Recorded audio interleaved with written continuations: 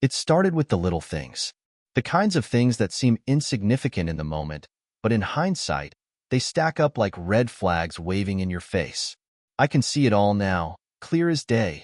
The missed signals, the lies I didn't recognize, the gut feelings I shoved aside because I thought, no, not them, not my brother, not my wife. But life has a way of throwing you curveballs when you least expect it, and when those curveballs come from the people you trust the most, the impact is devastating. Carrie and I had been married for over 10 years. She wasn't just my wife. She was my partner, my confidant, the mother of our 2 kids, the woman I thought I'd spend the rest of my life with. We weren't the perfect couple by any means, but we were solid. Or at least, I thought we were. We'd weathered rough patches before. Sleepless nights with the kids when they were babies, financial stress when I lost my job a few years back. But we always managed to come out the other side, stronger together. So, I never thought to question it when she seemed a little off, a little more distant than usual. People go through phases, right? Sometimes, you just need a bit of space. And Jake, God, Jake. He was my younger brother, my best friend, the one person in this world I thought I could count on no matter what. Growing up, it was always Jake and me against the world. We lost our dad when we were kids, and after that, I took it upon myself to look after him.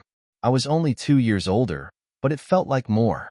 I'd walk him to school, teach him how to ride a bike, help him with his homework. When we grew up, that dynamic didn't change much. I got married, had kids, settled into my career, but Jake, he was always floating from one thing to the next. He'd pick up odd jobs here and there, sometimes bartending, sometimes working construction, but nothing ever stuck. He was restless, and maybe part of me felt guilty for having my life together while he seemed to be drifting. So, I helped him when I could, loaned him money, let him crash at our place when things got tough. When Jake moved into our guest room, it was supposed to be temporary. Just until I get back on my feet, he'd said, and I believed him. Carrie didn't mind, either. She understood. Jake was family, and family helps each other out. Besides, he was good with the kids. They loved their Uncle Jake, and I figured having him around for a little while wouldn't hurt. But what I didn't realize, what I couldn't have known at the time, was that inviting Jake into our home would be the beginning of the end for me and Carrie. At first, everything seemed fine. Jake helped out around the house, pitched in with the groceries, and even took the kids to school a few mornings a week when I had early meetings. He was the same carefree, easygoing guy he'd always been. Maybe a little too carefree at times. He'd stay up late watching TV, or he'd come home at odd hours after a night out with friends, but nothing that set off any alarm bells. And Carrie? She didn't seem to mind either. In fact, she and Jake seemed to get along better than ever. I was glad they had a good relationship. Family gatherings were always easier when everyone got along, and I liked seeing Carrie laugh at Jake's jokes or hearing them reminisce about old times. But then, things started to change. It wasn't overnight. These things never are. It was gradual, subtle, so much so that I didn't even notice it at first. Carrie would stay up later than usual, sitting on the couch with Jake long after I'd gone to bed. I figured they were just watching a movie or catching up. No big deal, right? Then, there were the shared glances between them, the quiet moments that felt different. I'd walk into the room, and it would feel like I'd interrupted something, though I couldn't put my finger on what. But again, I brushed it off. Carrie was my wife. Jake was my brother. I had no reason to suspect anything. The real warning signs started appearing after Jake moved out. It had been about 3 months since he'd been living with us, and he finally found a place of his own. A buddy of his had a room available, and I was relieved. I loved my brother, but having him in our space for that long was starting to wear on me. Carrie seemed relieved too, or at least, that's what she told me. But then, something strange happened. Even after Jake moved out, he was still around. A lot. He dropped by unannounced, just to hang out, or see the kids, he said. At first, I didn't mind. He was family, after all, and it wasn't unusual for him to pop by. But the frequency of his visits started to get under my skin. It seemed like every time I turned around, Jake was there, sitting on our couch or hanging out in the kitchen with Carrie. One night, I got home late from work. The kids were already asleep, and as I walked through the door, I heard laughter coming from the living room. I stepped in to find Jake and Carrie sitting on the couch, a little too close for my liking. They were both laughing at something on the TV, but the moment I walked in, the atmosphere shifted. They went quiet, and Carrie quickly moved to the other end of the couch, like she'd been caught doing something wrong. Jake shot me a grin, acting like nothing was out of the ordinary, but I couldn't shake the feeling that something was off. "Hey, bro," Jake said, standing up and stretching. "You're back late. How was work?" "Fine," I replied, my voice tight. "What are you doing here?" "Just hanging out," he said, unfazed by my tone. "Wanted to see the kids, but they were already asleep by the time I got here." Carrie stood up then, smoothing her shirt nervously. "We were just watching a movie. Nothing special." I stared at them for a moment, my gut twisting with suspicion. But again, I pushed it down. This was Jake, and this was Carrie. There was no way they would betray me like that. So, I forced a smile and let it go. But that nagging feeling wouldn't leave me. The next few weeks were a blur of routine. Work, kids, the usual grind. But something had shifted between Carrie and me, and I couldn't quite put my finger on it. She seemed distant, distracted. Whenever I tried to talk to her about it, she brushed me off, saying she was just tired or stressed from dealing with the kids all day. I wanted to believe her, but the distance between us felt too real to ignore. Then came the lies. They started small, almost insignificant. Carrie would say she was going out to run errands, but she'd be gone for hours, longer than necessary. Or she'd tell me she had plans with her friends, but when I asked which friends, she'd give vague answers, changing the subject quickly. One Saturday, I came home from taking the kids to a soccer game and found her in the kitchen, hastily putting away groceries. She looked flustered, her face flushed, and I remember thinking how odd it was that she hadn't mentioned going shopping. "Where'd you go?" I asked, setting my keys on the counter. She jumped, clearly startled by my presence. "Oh, just the store," she said quickly. "We were out of milk." I glanced at the clock. She'd been gone for nearly 3 hours. "Took you long enough." Carrie forced a laugh, but it sounded hollow. "There was traffic. You know how it is on Saturdays."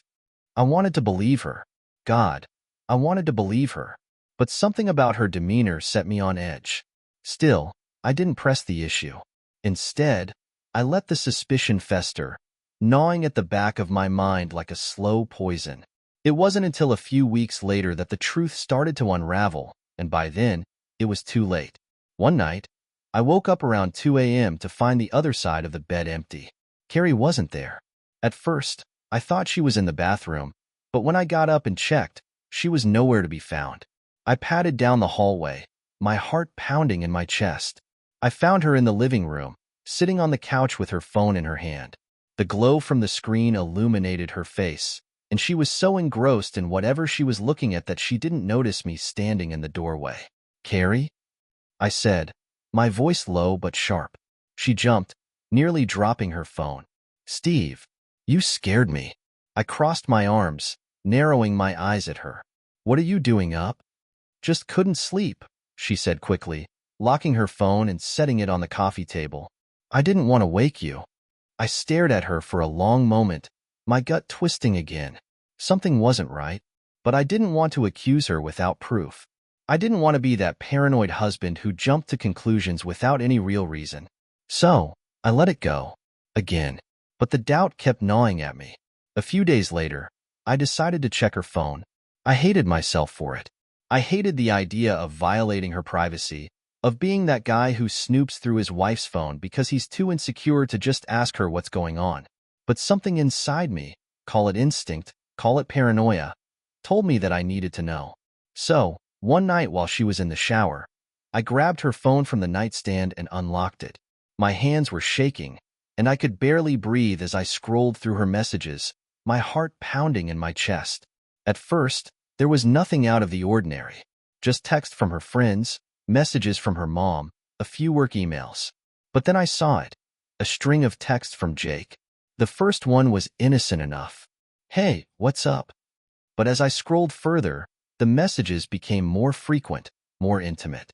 They were talking almost every day, sometimes multiple times a day. I read through them in disbelief, my stomach churning as I realized just how much they had been in contact.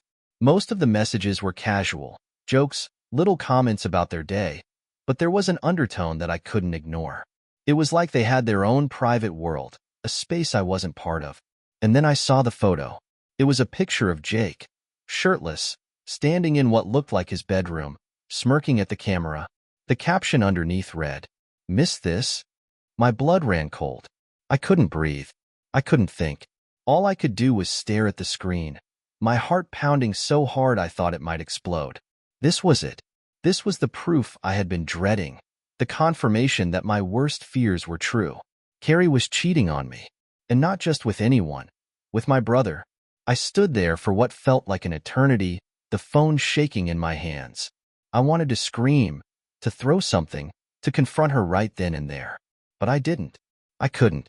Instead, I set the phone back on the nightstand and walked out of the bedroom, my head spinning. I needed to think. I needed to figure out what the hell I was going to do next.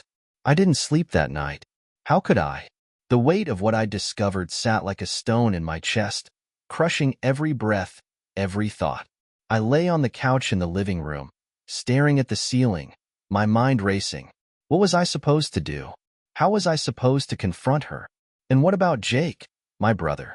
The person I trusted the most, the one I thought would always have my back. I kept going over the messages in my head, replaying the photo, dissecting every interaction I'd seen between them in the past few months. It was all starting to make sense. The late-night conversations, the lingering touches, the way they seemed to gravitate toward each other at every family event. It had been right in front of me the whole time, and I'd been too blind, too trusting to see it. When the first rays of sunlight started filtering through the blinds, I finally stood up, my body stiff and aching from a night spent tossing and turning. I had to face this. I had to confront her. But as much as I wanted to barge into the bedroom and demand answers, I knew I needed to stay calm, to gather my thoughts before things exploded. I paced the kitchen, the cold tile beneath my feet grounding me as I tried to figure out what to say. How do you even begin to confront your wife about something like this? How do you tell her you know she's been sleeping with your brother? Every scenario that played out in my head felt wrong, too angry, too accusatory. But how could I not be angry? How could I not be furious? I had been lied to, betrayed by the two people I trusted the most.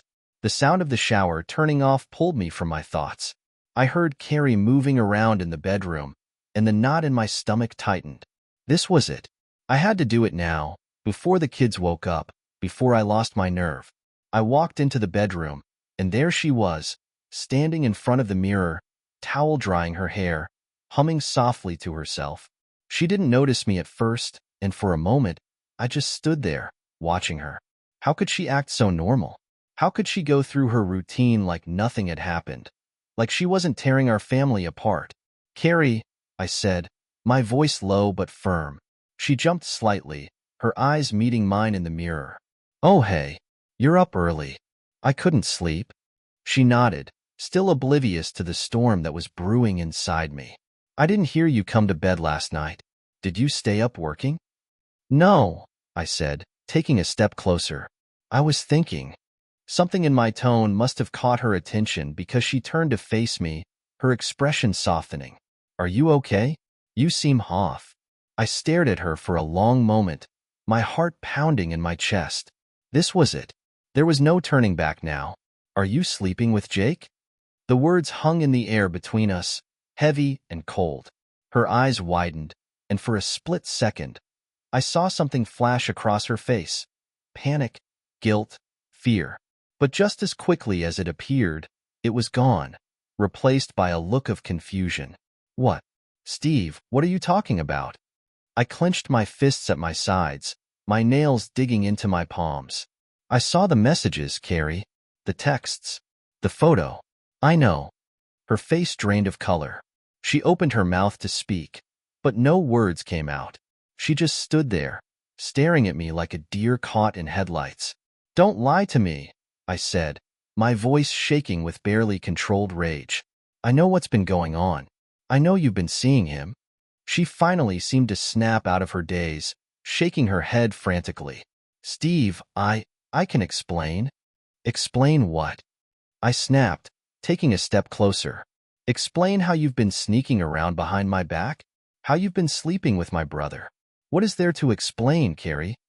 Tears welled up in her eyes, and she covered her face with her hands, sobbing into her palms. I'm so sorry, she choked out, her voice muffled.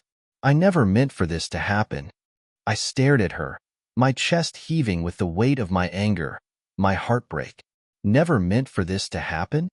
I repeated bitterly. You've been lying to me for months, Carrie. You've been sleeping with Jake, my brother. How the hell could you do this to me? To us? She looked up at me, her face streaked with tears, her eyes pleading. It wasn't like that, Steve. It wasn't planned. It just happened. I laughed, but there was no humor in it. It just happened? That's your excuse? She took a step toward me, but I backed away, not wanting her anywhere near me. Please, Steve, just let me explain. I don't want to hear your excuses, I said, my voice cold. I trusted you, Carrie. I trusted you, and you threw it all away for… What? For him? Why? She wiped her eyes, sniffling. I don't know, she whispered. I don't know why it happened. I never wanted to hurt you. But you did, I shot back. You hurt me more than I ever thought possible. She fell silent, staring at the floor, her shoulders shaking with silent sobs. I wanted to scream at her, to demand answers, but at the same time, I felt completely drained, like all the fight had left me. What was the point? Nothing she said could fix this. Nothing could undo what had been done. How long? I asked quietly, my voice barely audible. She looked up at me, confused. What? How long has this been going on? I repeated, my heart sinking as I prepared myself for the answer. She hesitated, biting her lip. A few months, she admitted. Her voice so quiet I almost didn't hear her. A few months. I felt like I had been punched in the gut. All this time, I had been living in a lie. All this time, they had been sneaking around, laughing behind my back, sharing God knows what together while I was completely oblivious. I can't believe you, I muttered, shaking my head in disbelief. I can't believe you do this to me. To us. I'm sorry, she whispered again. But her words felt hollow, meaningless. I stood there for a long moment, staring at her, the woman I had loved for so long, the mother of my children, and I realized I didn't know her at all. She wasn't the person I thought she was. The woman I had married was gone, replaced by someone who had lied, cheated, and betrayed me in the worst possible way. I need to get out of here, I said finally, my voice hoarse. I can't look at you right now. Steve, please, she started, but I cut her off. No, I snapped. Don't. Just don't. Without another word, I turned and walked out of the bedroom, grabbing my keys from the kitchen counter. I needed to get out. I needed air. I needed to be anywhere but here. As I drove aimlessly through the streets, my mind raced with everything that had happened. I didn't know what to do. Should I confront Jake? Should I tell my family? Should I… What? What was the next step when your entire life had just imploded? I didn't have any answers. All I knew was that nothing would ever be the same again. I drove for hours that day, circling aimlessly around town as my thoughts spiraled out of control. I couldn't go home. I couldn't go back to Carrie and face her after everything that had happened. I didn't know how I would ever look at her again, knowing what she had done. And Jake, my own brother. My mind kept coming back to him, over and over again, like a bad dream I couldn't wake up from. How could he do this? Jake had always been the reckless one, sure, but I had always chalked it up to his carefree nature. I never thought he'd take things this far, that he'd cross such an unforgivable line. He wasn't just some random guy who had betrayed me. He was my family, the one person I had trusted most in the world. And now? Now I didn't know if I'd ever be able to speak to him again, let alone forgive him. By the time I finally pulled into Mike's driveway, it was almost dark. Mike was my best friend from high school.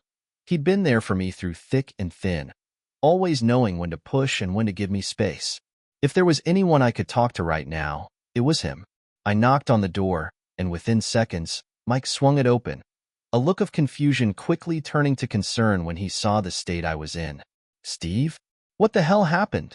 He asked, stepping aside so I could come in. I didn't even know how to begin. My hands were shaking, my chest tight with the weight of everything I'd been holding in. I walked into his living room and sat down on the couch, burying my face in my hands. I felt Mike sit down next to me, waiting. He knew me well enough to know that when I was like this, I needed time to get the words out. After a few long moments of silence, I finally spoke. "It's Carrie." "And Jake?"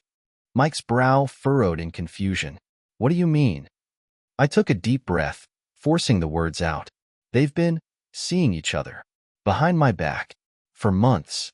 Mike's eyes widened in shock. He sat back, running a hand through his hair as he processed what I'd just told him. "Wait, your brother? Jake? Are you serious?" I nodded, staring blankly at the floor. "I found messages. Photos." She admitted it. "Jesus," Mike muttered under his breath. "Steve, I don't even know what to say. I can't believe they do something like that." "Neither can I said, my voice hoarse. "But they did." Mike was silent for a moment, probably trying to figure out how to respond. "How are you holding up?" I let out a bitter laugh. "How do you think? I feel like my entire life just got ripped apart." He nodded slowly, a deep frown etched into his face. "I'm so sorry, man. This is messed up on a level I can't even wrap my head around." We sat there for a long time in silence, the weight of everything hanging heavy between us. I didn't know what I expected to feel in that moment. Relief from finally telling someone, or maybe a sense of clarity, but all I felt was numb, like I was still stuck in some kind of limbo, not fully able to process what had happened. "What are you gonna do?" Mike asked finally, his voice low. "I don't know," I admitted. "I don't even know where to start. I can't go back there, Mike. I can't face her, not after everything." "Do you want to stay here tonight? You can crash in the spare room." I thought about it for a moment. As much as I needed space, I didn't want to completely isolate myself. Mike was offering me an escape, a place to clear my head, and right now, that was exactly what I needed. "Yeah," I said quietly. "I think I'll stay." The next morning, I woke up in Mike's spare room with the faintest hope that everything had been a bad dream. But as soon as I opened my eyes and stared at the unfamiliar ceiling, reality hit me like a punch to the gut. This wasn't a nightmare. It was real. I spent the day at Mike's place, not really doing much of anything. He kept me company, but he didn't push me to talk more. He knew when to just let me be. I couldn't bring myself to go back to the house, couldn't face Carrie or the kids yet. I didn't want to shatter their world the way mine had been shattered, but I also knew that I couldn't live in this limbo forever. I checked my phone at one point, seeing a string of missed calls and texts from Carrie. They were all the same, pleading with me to come home, begging for a chance to explain, to fix things. But there was nothing left to fix. Nothing she could say would undo what she and Jake had done. I also had a missed call from Jake. Just seeing his name pop up on my screen made my stomach turn. I couldn't talk to him. Not yet. Maybe not ever. 2 days passed before I finally went back home. It wasn't because I wanted to. God, the thought of walking through that door made my skin crawl, but because I knew I had to. The kids needed me, and I couldn't hide out at Mike's forever. When I pulled into the driveway, the house looked the same as it always had. The flowers Carrie had planted in the front yard were in full bloom. The kids' bikes were propped against the garage, and there was a faint glow coming from the living room window. It all looked so normal, like nothing had changed, but everything had. I stepped inside, my heart pounding as I braced myself for what was to come. Carrie was sitting at the kitchen table, her face pale and drawn, her eyes swollen from crying. The moment she saw me, she stood up, wringing her hands nervously. "Steve, thank God. I've been so worried. I didn't know if you'd come back." I ignored the pain in her voice, the pleading in her eyes. I couldn't afford to feel sorry for her, not after what she'd done. "Where are the kids?" "They're at my mom's," she said quickly. "I didn't want them to see us like this." I nodded, grateful for that at least. I didn't want to drag Ava and Logan into this mess any sooner than I had to. "Can we talk?" she asked, her voice shaking. "Please." I didn't want to talk. I didn't want to hear anything she had to say. But I knew I had to face this, had to get the truth, no matter how much it hurt. Go ahead, I said, my tone cold. She sat back down at the table, her hands trembling as she tried to gather herself. I'm so sorry, Steve. I don't know how this happened. I never meant for it to get this far. Then why did you do it? I asked, my voice harsh. Why him? Of all people, why Jake? She shook her head, tears spilling down her cheeks. I don't know. It wasn't something I planned. It just happened. He was here, and I was feeling so distant from you, and I made a terrible mistake. Distant from me? I repeated, my anger flaring. So that's your excuse? You felt distant from me, so you decided to sleep with my brother? It wasn't like that, she cried, her voice breaking. I wasn't thinking. I was confused, and I made the worst decision of my life. I stood there, shaking my head in disbelief. Do you have any idea what you've done? You've destroyed our marriage. You've destroyed my relationship with Jake. How do you come back from that? I don't know, she sobbed, but I want to try. I want to fix this, Steve. I want to make things right. I laughed bitterly, shaking my head. There's no fixing this, Carrie. You can't just undo what you've done. She looked up at me, her eyes pleading. Please, please, Steve. I know I hurt you, but we have a family. We have kids. Don't throw that all away because of a mistake. A mistake? I snapped. This wasn't just a one-time thing, Carrie. You've been lying to me for months. This wasn't just a slip-up. You made a choice. Over and over again. She crumbled, her face buried in her hands as she sobbed uncontrollably. I felt nothing but numbness. There was no satisfaction in seeing her like this, no sense of victory, only a hollow emptiness. I can't do this, I muttered, turning away from her. I need space. Steve, please, she called after me, but I didn't stop. I couldn't. I spent the next few nights back at Mike's, trying to figure out my next move. Carrie texted me constantly, begging me to come home, to talk, but I ignored most of them. I didn't know how to face her yet. I didn't know what to do about Jake either. Then, one morning, I woke up to a message from Jake himself. We need to talk. I stared at the text for a long time, my heart pounding in my chest. I didn't know if I was ready for that conversation. I didn't know if I could even look at him without wanting to punch him in the face. But at the same time, I knew that eventually we had to face each other. We had to deal with what had happened. So, after hours of debating, I finally texted him back. Fine. Meet me at the bar tomorrow night. The day of the meeting with Jake felt like one long, suffocating pause. I went through the motions, picked the kids up from Carrie's mom, spent the afternoon at the park, but the weight of what was coming hung over me like a dark cloud. Every time I glanced at my phone, knowing I'd soon be facing my brother, a fresh wave of nausea hit me. It wasn't just about confronting him. It was about the sheer disbelief of why I was doing this in the first place. Jake and I hadn't spoken since I found out. There had been no angry calls, no shouting match, just silence. And that silence was louder than anything I'd ever experienced in my life. A part of me hoped, in the darkest corners of my mind, that when I saw him, there would be some kind of explanation. Maybe he'd deny it. Maybe Carrie had lied. Maybe this was all a horrible mistake. But deep down, I knew better. There was no mistake. There was no misunderstanding. By the time I arrived at the bar, my hands were shaking. The familiar neon sign blinked above the entrance, casting a sickly glow on the sidewalk, and I hesitated at the door. My mind raced through 1,000 different scenarios, but none of them made me feel any better. I wasn't ready for this. I wasn't ready to hear what Jake had to say, but I couldn't put it off any longer. The bar was dimly lit, the low hum of conversations blending with the clinking of glasses.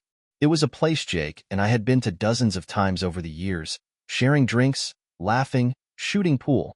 But tonight, it felt foreign, like I was walking into enemy territory. I spotted Jake sitting in a booth toward the back, nursing a beer, his head down. He looked different, thinner, more disheveled than I'd ever seen him.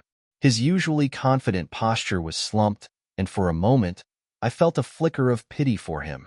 But it quickly disappeared as the anger surged back up. I walked over to the booth, my steps heavy, my fists clenched at my sides. Jake glanced up as I approached, and I saw the guilt written all over his face. He didn't try to hide it. He didn't smile or crack one of his usual jokes. He just sat there, waiting for me to say something. I didn't sit down. I stood there, towering over him, my heart pounding in my chest. "Talk," I said, my voice low and cold. Jake looked away, rubbing the back of his neck nervously. "Steve, man, I don't even know where to start." "Try starting with why you slept with my wife," I said, my voice sharper than I intended. He winced, his shoulders slumping even further. "I messed up. I know that. I know I don't deserve for you to hear me out, but I need to explain." "Explain what?" I snapped. "Explain how you betrayed me? How you went behind my back for months? You were living in my house, Jake. You were around my kids." I know, he said quickly, his hands shaking as he held his beer. "I'm not trying to justify it. I'm not. I don't know how it happened. It wasn't planned." "Stop saying that," I nearly yelled, drawing a few glances from the nearby tables. "Don't stand here and tell me you didn't plan it. You had a choice, Jake. You could have stopped at any time, but you didn't." "I swear I didn't mean for it to go this far," Jake pleaded, his voice barely above a whisper. "It was a mistake, one I regret more than anything. I never wanted to hurt you, Steve." "You never wanted to hurt me?" I repeated, my voice dripping with disbelief. "Then why did you do it? Tell me, Jake. Tell me why you looked me in the eye, day after day, and lied to me." He shook his head, his eyes filled with shame. "I don't have a good reason. I wasn't thinking. I was drunk the first time it happened, and after that, I don't know. I was in a bad place, Steve. I'm not trying to make excuses, but I was screwed up, and I made the worst decision of my life." I stared at him, the fury and pain swirling inside me like a storm. His words did nothing to ease the anger burning in my chest. I wanted to hit him. I wanted to throw him across the room, make him feel a fraction of the hurt he'd caused me. But as I stood there, staring at the broken version of my brother, I realized that nothing he could say would fix this. No amount of explanations or apologies would undo what he'd done. "You didn't just hurt me," I said, my voice low and venomous. "You destroyed our family, Jake. You destroyed everything." Jake's eyes filled with tears, and for the first time in my life, I saw him cry. "I'm sorry, Steve. I swear to God, I'm sorry. If I could take it all back, I would." "Yeah, well, you can't," I said bitterly, turning away from him. "You can't fix this." He stood up, reaching out to me. "Steve, please." I spun around, my eyes blazing with anger. "Don't," I growled. "Just don't." The words I had been holding in for days, the hurt and betrayal I'd been carrying, finally exploded out of me. "You were my brother, Jake. My brother. I trusted you. I defended you when no one else would. I gave you a place to live, helped you get back on your feet, and this is how you repay me." Jake didn't answer. He just stood there, his face pale and streaked with tears, looking at me like a man who knew he had lost everything. I shook my head, my voice trembling with the weight of my grief. "You're dead to me, Jake. I don't ever want to see you again." The words hung in the air, cold and final. Jake's face crumpled, but I didn't care. I didn't care about his pain, his regret. He had made his choice, and now he had to live with it. Without another word, I turned and walked out of the bar, the weight of the confrontation pressing down on me like a stone. I had thought that facing Jake would give me some sense of closure, some satisfaction. But as I walked down the street, the cool night air biting at my skin, all I felt was empty. The rage was still there, simmering beneath the surface, but it had been replaced by something else, something darker. Grief. It was like mourning a death, except the person I was mourning wasn't physically gone. The Jake I had grown up with, the brother I had loved and trusted, that person was gone. And there was no bringing him back. When I got home that night, Carrie was waiting for me in the kitchen. She must have heard the door creak open because she came out of the shadows like a ghost, her face pale, her eyes rimmed with red from crying. I hadn't spoken to her since I walked out a few days ago, but now, seeing her standing there, the reality of what had happened with Jake hit me all over again. She took a step toward me, her voice soft. Steve, can we talk? I clenched my jaw, shaking my head. I can't do this, Carrie. Not now. I know, she whispered, her voice breaking, but I need to explain. Explain what? I snapped, the anger flaring up again. You've already said everything you needed to say. She wiped at her eyes, taking another step closer. I know I hurt you. I know what I did was unforgivable. But please, Steve, we have a family. We have kids. Can't we try to fix this? For them? For them? I repeated bitterly. Do you think this is what's best for them? Staying together in a marriage built on lies? Tears streamed down her face, and she wrapped her arms around herself like she was trying to hold herself together. I don't know what else to do, she cried. I don't know how to fix this. You can't fix it, I said coldly. You and Jake destroyed everything. She sobbed harder, her shoulders shaking as she sank down into a chair. Please, Steve, I'm begging you. Don't throw our family away. I stood there, staring at her, the weight of the decision crushing me from all sides. I knew what I had to do, what was best for me, but the thought of tearing our family apart was unbearable. I didn't want to hurt the kids. I didn't want them to suffer because of the mistakes their mother and uncle had made. But I couldn't stay. I couldn't live with Carrie after what she had done. Every time I looked at her, I'd be reminded of the betrayal, of the lies, of Jake. And I knew I couldn't forgive her. Not now. Maybe not ever. I need space, I said finally, my voice flat. I need to figure out what comes next. She nodded, her face crumpled in defeat. I understand, she whispered. But please, don't give up on us. I didn't respond. Instead, I turned and walked out of the room, the sound of her sobs following me down the hallway. The next few weeks were some of the hardest of my life. I stayed with Mike, trying to figure out how to move forward. The kids knew something was wrong. Ava asked me every day when I was coming home, and Logan had started acting out, getting in trouble at school.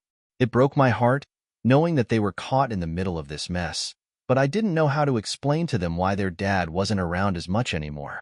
Carrie and I talked only when necessary, and even then, the conversations were brief and filled with tension. She kept begging me to come home, to go to counseling, to try and save our marriage.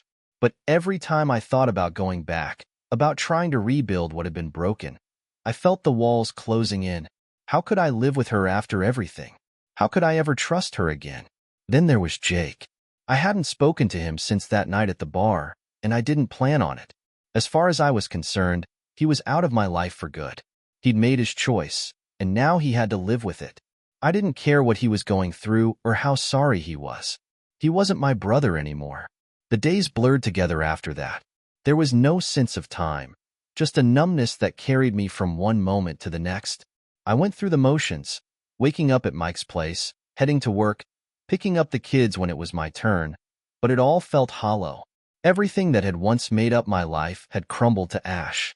The house I'd called home, the marriage I'd relied on, the family I thought was untouchable, it was all gone. Or at least it felt that way. Carrie texted me every few days. She was relentless. She wanted to go to counseling, wanted to talk, wanted to fix things. But the truth was, I didn't know if there was anything left to fix.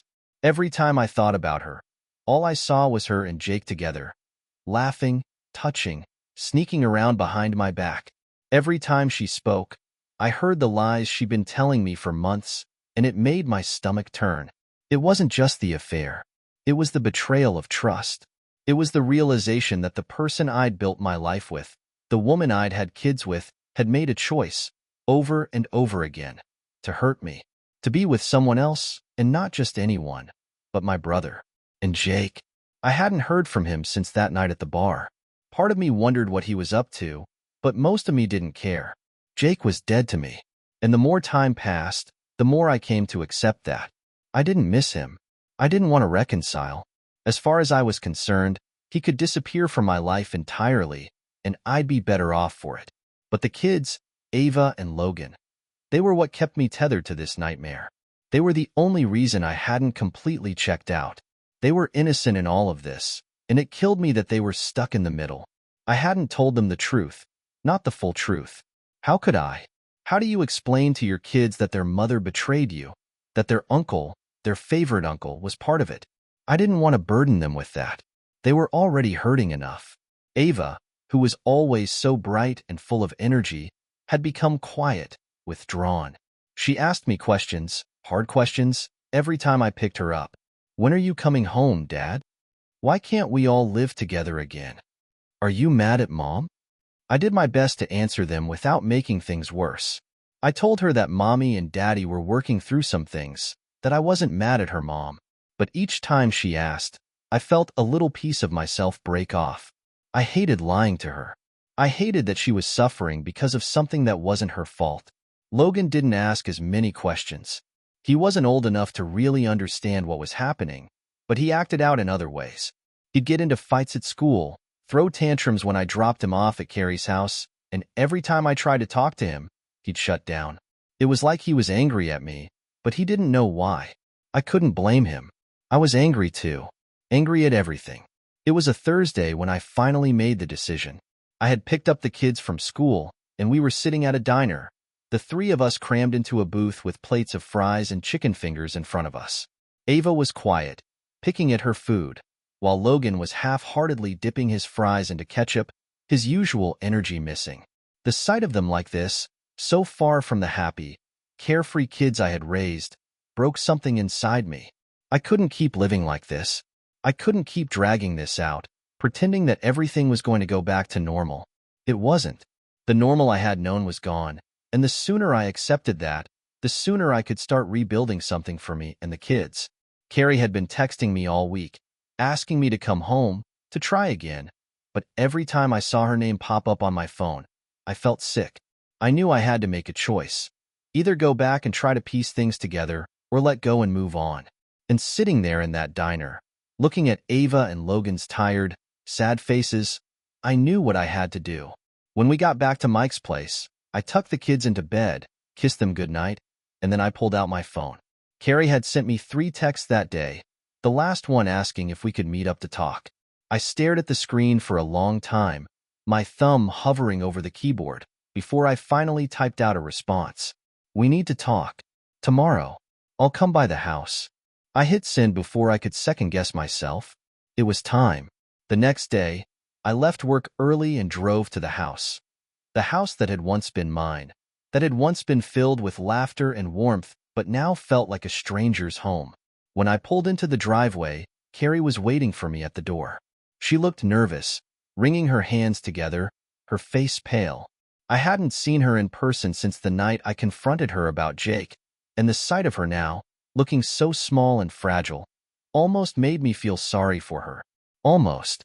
I parked the car and got out, my heart pounding in my chest as I walked up the driveway. She stepped aside to let me in, and I followed her into the living room. It was the same as it had always been.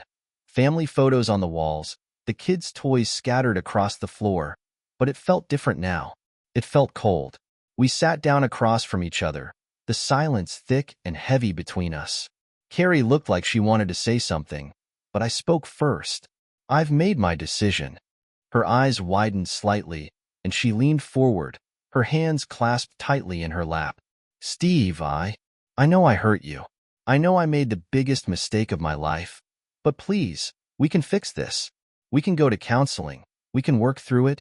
No, I said firmly, cutting her off. We can't. She froze, her eyes filling with tears. Steve, I'm not coming back, Carrie, I said, my voice steady but cold. There's nothing left to fix. The words hung in the air, and for a moment, she just stared at me, like she couldn't believe what I was saying. Then the tears started falling, and she buried her face in her hands, sobbing. I'm sorry, she cried. I'm so sorry. I know, I said, my voice softening slightly, but it doesn't change anything. She looked up at me, her face streaked with tears. What about the kids? Steve, please, we have a family. Don't do this to them. I'm not doing this to them, I said quietly. You and Jake did this to them. You did this to all of us. She sobbed harder, her body shaking with the force of it. I watched her, feeling the smallest flicker of sympathy, but it wasn't enough to change my mind. She had made her choice, and now I was making mine. I'll get a lawyer, I said, standing up. We'll figure out custody, but I'm done. This marriage is over. She looked up at me, her eyes filled with desperation. Steve, please. But I didn't respond. I couldn't. Instead, I turned and walked out of the house, the sound of her sobs echoing behind me. The drive back to Mike's place was a blur. My hands gripped the steering wheel tightly, my knuckles white as I tried to process what had just happened. I had made the decision, the final cut, and there was no going back now. The marriage was over. A part of me expected to feel some kind of relief, like a weight had been lifted off my shoulders. But instead, all I felt was sadness. A deep, aching sadness that settled in my chest like a stone. This wasn't how things were supposed to end. This wasn't the life I had imagined for myself, for my kids. But it was the reality now. When I got back to Mike's place, I collapsed onto the couch, burying my face in my hands. I had done the right thing. I knew I had. But that didn't make it any easier. Mike came into the room, taking one look at me before sitting down next to me. He didn't say anything at first, just handed me a beer and sat there in silence. After a few long moments, he finally spoke. "You okay?" I let out a bitter laugh. "No, not really." He nodded, taking a sip of his beer. "I get it. But you did what you had to do, man. You know that, right?" "I know," I muttered. "Doesn't make it hurt any less." "No, it doesn't," Mike agreed. "But at least now you can start moving on." I stared down at the beer in my hands, the weight of his words sinking in. Moving on. It sounded impossible right now, like some far-off concept that I couldn't quite grasp. But he was right. I had made my decision, and now I had to live with it. The next few weeks were a whirlwind of paperwork, lawyer meetings, and figuring out custody arrangements. Carrie and I barely spoke, except when it was about the kids. She was devastated, but she didn't fight me on the divorce. She knew there was no coming back from this. The kids were confused at first, but I did my best to explain it to them. I told them that Mommy and Daddy were going to live in different houses now, but that we both loved them very much. It was hard, harder than I ever could have imagined, but I knew it was the right thing to do. Months passed, and slowly, life started to take on a new normal. I moved into an apartment close to the kids' school, and Carrie stayed in the house. We shared custody, and for the most part, things were civil.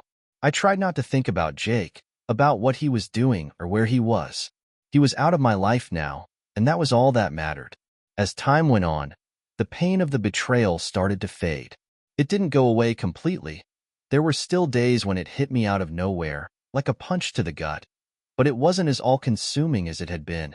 I focused on the kids, on rebuilding my life, and slowly, I started to feel like myself again. There were moments of peace, moments where I could almost forget about everything that had happened. And in those moments, I realized that maybe, just maybe, I was going to be okay. As the months rolled on, I slowly began to rebuild my life. It wasn't easy. There were days when I felt like I was barely holding on, like the weight of everything was too much to bear. But there were other days, brighter days, where I felt like I could breathe again. Days where the knot of anger and betrayal in my chest loosened just a little, and I could see a future where I wasn't defined by what had happened. Ava and Logan were my anchors. Every time I saw them smile, every time we spent an afternoon at the park or a Saturday morning watching cartoons, I was reminded of why I had to keep going. For them, they were the reason I was able to get out of bed each day, the reason I didn't let myself fall apart completely. We settled into a routine. I'd have the kids every other weekend and a few days during the week. Carrie and I kept things civil for their sake, but the distance between us was palpable. The trust was gone, replaced by a polite coldness that hung in the air whenever we had to talk. It wasn't hostile, but it wasn't friendly either. We were just existing, doing our best to co-parent, without letting our personal pain spill over into the lives of our children. Jake, on the other hand, was completely absent. After our confrontation at the bar, he disappeared from my life entirely. He stopped calling, stopped showing up at family gatherings, stopped trying to reach out. I didn't know where he was living, what he was doing, and honestly, I didn't care. As far as I was concerned, he was gone. Every now and then, my mom would ask about him, her voice filled with worry. but I didn't have any answers for her. I wasn't ready to talk about what had happened between us, and I wasn't sure if I ever would be. But even as I tried to move forward, the weight of the betrayal never fully left me. It lingered in the background of everything, a shadow that followed me no matter how hard I tried to shake it. Every time I looked at Ava and Logan, I wondered if they would ever truly understand what had happened. Would they ever know the real reason why their dad didn't speak to their uncle anymore? Would they ask questions when they got older? And if they did, how could I possibly explain the mess of it all? And then there was Carrie. I knew, logically, that the divorce had been the right decision. I knew there was no coming back from what she and Jake had done, no way to rebuild the trust that had been shattered. But that didn't stop the memories from creeping in late at night, when I was alone in my apartment, staring up at the ceiling, wondering where it had all gone wrong. I'd think back to the early days of our marriage, when everything had been so full of promise, so hopeful. How had we gone from that to this? It was about 6 months after the divorce was finalized when I got an unexpected call from my mom. I had just dropped the kids off at school and was heading into work when my phone buzzed in the passenger seat. I glanced at the screen, seeing her name pop up, and a wave of unease settled over me. She rarely called this early in the morning unless something was wrong. "Hey, Mom," I said, pressing the phone to my ear. "Everything okay?" There was a pause on the other end of the line, and I could hear her take a shaky breath. "Steve, honey, it's about Jake." The mention of his name sent a jolt through me, and I tightened my grip on the steering wheel. "What about him?" He's not doing well," she said, her voice trembling. "I've been trying to reach him for weeks, but he hasn't been answering my calls. I finally got in touch with one of his old friends, and they told me that Jake's been staying in some motel outside of town. He's not working. He's drinking a lot." I closed my eyes, a wave of frustration and sadness crashing over me. This was typical Jake. When things got tough, he ran away, buried himself in whatever vice he could find. But this time, it didn't feel like it was just about him losing a job or getting into trouble. This time, it was because of me, because of what had happened between us. "Why are you telling me this, Mom?" I asked, my voice hard. "What do you expect me to do?" "I know you're still angry," she said softly. "I know what he did was unforgivable. But he's your brother, Steve, and he needs help. I'm worried about him." A bitter laugh escaped my throat. "He wasn't too worried about me when he was sleeping with my wife." "I know," she whispered, "but I don't think Jake's ever been able to face what he did. He's spiraling, Steve. I'm not asking you to forgive him, but maybe you could talk to him. Try to help him get back on his feet." The silence stretched between us, heavy and uncomfortable. Part of me wanted to tell her no, to tell her that Jake wasn't my responsibility anymore. But another part of me, the part that still remembered the little boy who had followed me everywhere, who had idolized me, who had been my best friend before everything went to hell, couldn't let go that easily. "I don't know if I can do that," I said quietly. "Not after everything." "I understand," Mom said, her voice filled with sadness. "But just think about it, okay? He's your brother. And no matter what's happened, that doesn't change." I hung up the phone feeling torn, my mind racing with thoughts of Jake. I didn't want to see him, didn't want to dredge up all the pain and anger that I'd been trying to bury for months. But the guilt gnawed at me. I didn't want to care about him, but I did. He was still my brother, whether I liked it or not. A few days later, I found myself sitting outside a run-down motel on the edge of town. The parking lot was nearly empty, and the place looked like it hadn't been cleaned in years. Faded paint, cracked windows, a broken neon sign flickering above the office. I stared at the door to Jake's room, my heart pounding in my chest as I tried to decide if I was really going to do this. I hadn't told anyone I was coming, not even Mike. I didn't want to explain why I was reaching out to Jake after all this time. Didn't want to admit that some part of me still cared. But here I was, sitting in my car, debating whether to knock on his door or turn around and leave. After what felt like an eternity, I finally got out of the car and walked to his room, my feet feeling like lead. I raised my hand to knock, but before I could, the door swung open, and there he was. Jake. He looked like hell. His once lean frame was gaunt, his skin pale, his eyes sunken and bloodshot. He hadn't shaved in weeks, maybe months, and he reeked of stale alcohol. For a moment, we just stood there, staring at each other in silence. I could see the shock in his eyes. He hadn't expected me to show up. Hell, I hadn't expected it either. "Steve," he croaked, his voice hoarse and weak. I didn't respond at first, my mind reeling from how much he had changed. This wasn't the brother I remembered. This wasn't the Jake who had always been so full of life, so confident and carefree. This was a man who had been broken, just like me. "Mom's worried about you," I said finally, my voice flat. Jake blinked, his expression shifting from surprise to something else, something darker. He stepped aside, gesturing for me to come in, but I shook my head, staying in the doorway. "What are you doing here, Steve?" he asked, his voice tinged with bitterness. "I don't know," I admitted, "but Mom asked me to check on you." Jake laughed, a hollow, bitter sound that sent a chill down my spine. Of course she did. St. Steve, always coming to the rescue. I clenched my jaw, fighting the urge to walk away. "This isn't about me, Jake.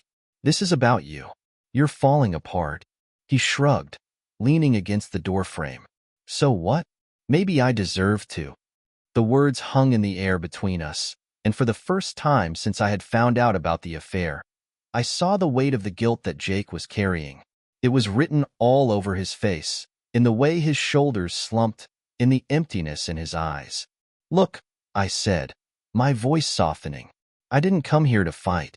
I don't know. Mom's worried. She thinks you need help." "I don't need your help," he snapped, his voice suddenly sharp. "Maybe not," I said, holding up my hands in surrender. "But you need something, Jake. You can't keep living like this." He glared at me, his jaw clenched, but I could see the cracks in his armor. I could see the pain he was trying so hard to bury. "I'm sorry, Steve," he whispered suddenly, his voice breaking. "I'm so sorry for everything." I swallowed hard, the words hitting me like a punch to the gut. I had waited months to hear him say those words, but now that he had, I didn't know how to respond. Part of me wanted to forgive him, to let go of the anger that had consumed me for so long. But another part of me couldn't forget the betrayal, couldn't forget the pain he had caused. "I know you are," I said quietly, "but that doesn't fix what you did." Jake nodded, his shoulders sagging in defeat. "I know." We stood there in silence for what felt like an eternity, neither of us knowing what to say next. There was too much history between us, too much hurt, and no amount of apologies could undo it. "I need time," I said finally, my voice barely above a whisper. "I don't know if I'll ever be able to forgive you, Jake, but you're still my brother." His eyes filled with tears, and for the first time in months, I saw a glimmer of the Jake I used to know, the brother I had loved and trusted. "I'm trying to figure it out," I said, "but you have to figure yourself out too." Jake nodded, wiping at his eyes with the back of his hand. "I will," he whispered. "I promise, Steve. I'll try." I took a deep breath, the weight of the moment settling over me. "Take care of yourself, Jake." Without another word, I turned and walked away, leaving him standing in the doorway, a broken man in a broken life. The drive home was quiet, my mind replaying the conversation with Jake over and over again. I didn't know if I'd made the right decision by reaching out to him. I didn't know if I'd ever be able to fully forgive him for what he'd done. But I did know that something had shifted between us. The anger wasn't as sharp anymore. The betrayal wasn't as consuming. Maybe, in time, I could find a way to let go. Maybe, in time, Jake could find a way to make amends. But for now, all I could do was focus on moving forward. For me, for my kids, for the life I still had left to live. Even after the confrontation with Jake, there was no sudden moment of clarity. No magical healing that came from hearing his apology, no weight suddenly lifting from my chest. Life wasn't like that, at least, not for me. It was messy, slow, and full of jagged edges. Forgiveness, if it came at all, wasn't going to be immediate. I still didn't know what forgiveness really looked like. Could I even forgive him? Forgive her? The days that followed felt quieter, though. The confrontation, as painful as it had been, had drawn a line in the sand, a boundary that I knew I wouldn't cross again. I hadn't spoken to Carrie since the divorce papers were signed, not beyond the necessary conversations about the kids. I didn't want to think about her or what she was doing. Maybe it was avoidance, but it was the only way I knew how to keep moving forward. For the first time in a long time, I was focused on me, what I wanted, what my life would look like without Carrie in it, without Jake. I hadn't been this alone in years, not since I was a teenager. The apartment was quiet, the kind of quiet that can drive you crazy if you let it. I spent too many nights lying on the couch, staring at the ceiling, wondering if this was my new normal. One evening, a few weeks after seeing Jake, I decided to call Mike. I hadn't spoken to him much since that day, and I realized how badly I needed a friend. Someone who wasn't tied to the betrayal, someone who didn't remind me of everything I'd lost. Mike had been there through it all, a steady presence in the storm. But lately, I'd been so wrapped up in my own head that I'd forgotten to lean on him. "Hey man," Mike answered on the second ring. His voice was cheerful, like he hadn't just spent months watching his best friend unravel. "What's up?" "Not much," I said, trying to keep my voice steady. "Just felt like catching up." There was a brief pause, and I could almost hear the concern creeping into his tone. "You all right?" "Yeah," I lied, then sighed. "I don't know, man. I'm trying." "That's all you can do," he said, his voice softer now. "You want to grab a beer? Catch up in person?" I hesitated, glancing around the empty apartment. It was easy to hide here, easy to avoid everything and everyone, but maybe that's why I needed to get out. I needed to remember that there was still a world outside of this mess. "Yeah," I said finally. "Let's do that." We met at a small pub near Mike's place, one of those cozy, dimly lit bars that had just enough noise to make you feel like you weren't alone, but not so much that you couldn't talk. It was perfect. We grabbed a booth in the back, and Mike ordered us a couple of beers without asking. He knew what I liked, and I appreciated that familiarity. For a while, we just made small talk. Work. The kids. Nothing heavy. It was nice, a relief even, to talk about something other than my marriage falling apart. But Mike had known me long enough to know when I wasn't really fine. "So," he said, after a while, leaning back in the booth, "you gonna tell me what's really going on?" I stared at the condensation on my beer glass, gathering my thoughts. I saw Jake. That got his attention. He sat up straighter, his eyebrows lifting in surprise. "You did?" "Yeah," I nodded, swirling my drink. "Mom called me. She was worried about him. Said he was spiraling, not working, drinking too much. So, I went to see him." "And?" Mike asked, his eyes searching my face for any sign of how it went. "He's a mess," I said, shaking my head. "Looks terrible." "I don't know, man." I told him I couldn't forgive him, but I don't know if I believe that. Mike was quiet for a moment, taking a sip of his beer. "You don't have to decide that right now." "I know," I muttered, "but it's like, I can't stop thinking about it. About him, about her. It's like this weight that just sits on my chest, and no matter how much I try to move on, it's still there." Mike set his beer down, leaning forward. "You're doing everything you can, Steve. This shit? It's not something you just bounce back from. And honestly, you don't owe either of them forgiveness. You don't have to rush that, or even give it at all." "I guess," I said, but my voice didn't sound convinced. "But they were my family, Mike. I feel like I lost my brother, my wife, all at once. How do you just move on from that?" "You don't," Mike said bluntly, "but you build something new. You build a new normal, piece by piece. And yeah, it's gonna suck for a while, maybe a long while, but you'll get there." I looked at him, appreciating his honesty. Mike had never been one for sugarcoating things, and I needed that now more than ever. "What about you?" I asked, trying to steer the conversation away from my misery for a minute. "You still seeing that girl, Jenna?" Mike grinned, his mood brightening instantly. "Yeah, man. Things are going good. We're not, like, official or anything, but it's been nice." I smiled for what felt like the first time in days. "Good for you, man. You deserve that." He shrugged, taking another sip of his drink. "Thanks, but let's not make this about me. You're the one who needs a win right now." I laughed, shaking my head. "I don't know if there's a win anywhere in this mess." "You never know," Mike said with a wink. "Life's full of surprises." The conversation with Mike helped more than I expected. It didn't fix everything, nothing could, but it reminded me that I wasn't alone, that there was still life outside of the wreckage of my marriage and my relationship with Jake. There were still people who cared about me, still things worth living for. Over the next few weeks, I focused on the small victories. Spending time with the kids, getting out of the apartment more, taking steps to rebuild my sense of self. It wasn't easy, but it was something. And for the first time in months, I felt like I was moving in the right direction. Carrie continued to text me occasionally, but I kept my responses brief, sticking to conversations about the kids. She had asked a few times if we could meet up and talk, but I wasn't ready for that. Maybe I'd never be ready. I had nothing left to say to her, no desire to rehash the past. I was done with that chapter of my life, and I didn't want to revisit it. As for Jake, I didn't reach out again. Part of me wanted to, but I needed space. I needed time to figure out what I wanted, what kind of relationship, if any, I was willing to have with him. He was still my brother, but he had betrayed me in a way that was hard to forgive.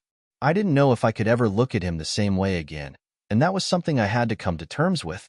Then, one day, out of the blue, I got a letter. It was addressed to me, no return address, but I recognized the handwriting instantly. It was Jake's. I stared at the envelope for a long time, debating whether or not to open it. My heart pounded in my chest as I held it in my hands, the weight of the past few months crashing down on me all over again. Did I want to hear what he had to say? Did I want to reopen that wound? Finally, after what felt like hours of hesitation, I tore open the envelope and pulled out the letter. Steve, I know I'm the last person you want to hear from, but I need to say this. I've spent the last few months trying to figure out what the hell happened, how I let everything fall apart, how I could hurt you the way I did. I don't have all the answers, and I know I probably never will, but there's one thing I'm sure of. I'm sorry. More than you could ever know. You don't owe me forgiveness. I know that, but I want you to know that I'm trying to change.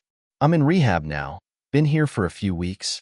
I'm trying to get clean, trying to fix the mess I've made of my life. I don't expect anything from you. I just wanted you to know that I'm not giving up. On myself, at least. I'm sorry, Steve. I'll spend the rest of my life being sorry. Take care of yourself, man. Jake. I sat there for a long time after reading the letter, my heart heavy, my thoughts spinning. I didn't know what to feel. Part of me wanted to crumple the letter up and throw it away, to close that door for good. But another part of me, a small part, felt something else. Hope. Maybe Jake really was trying to change. Maybe he really was sorry. And maybe, just maybe, in time, there could be a way forward. But for now, I folded the letter carefully and put it in a drawer. And I kept moving forward. And that's how it ended. If you enjoyed this story, don't forget to subscribe, like, and comment your thoughts below.